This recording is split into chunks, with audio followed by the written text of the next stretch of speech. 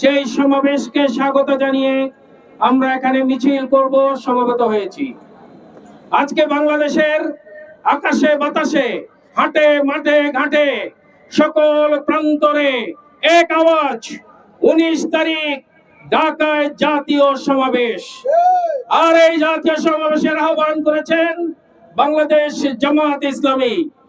বা জাতীয় সমাবেশের প্রতিপাদ্য বিষয় হচ্ছে বাংলাদেশের গণতন্ত্র পুনরুদ্ধার, বাংলাদেশের মৌলিক সংস্কার সাধন, গণহত্যার বিচার, জুলাই সনদ ঘোষণা এবং সকল প্রকার বৈষম্য মুক্ত স্বাধীন সার্বভৌম বাংলাদেশ নিশ্চিত করা।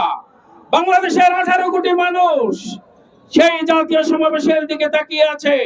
সেদিনকার জাতীয় সমাবেশে বাংলাদেশের সকল দেশপ্রেমিক জনতা, সেই দিন জাতীয় সমাবেশে বাংলাদেশের সকল ইসলামী সংগঠন এবং বাংলাদেশ ভালোবাসে, গণতন্ত্র রক্ষা করতে চায় এরকম সকল রাজনৈতিক দলের এক মহা ঐক্য সংগঠিত হবে ইনশাআল্লাহ।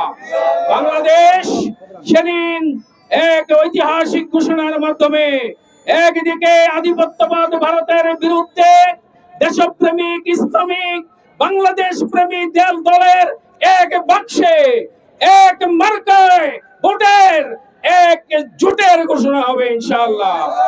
এদেশ নতুন ভাবে গণতন্ত্রের প্রতি এগিয়ে যাওয়ার জন্য এক দিগান্ত যুগান্তকারী সিদ্ধান্ত সেদিন পাওয়া যাবে ইনশাআল্লাহ। সেই আশাবাদ ব্যক্ত করে আপনাদের সকলকে সেই ঐতিহাসিক জাতীয় সমাবেশে অংশগ্রহণের আহ্বান জানাচ্ছি। আসসালামু আলাইকুম।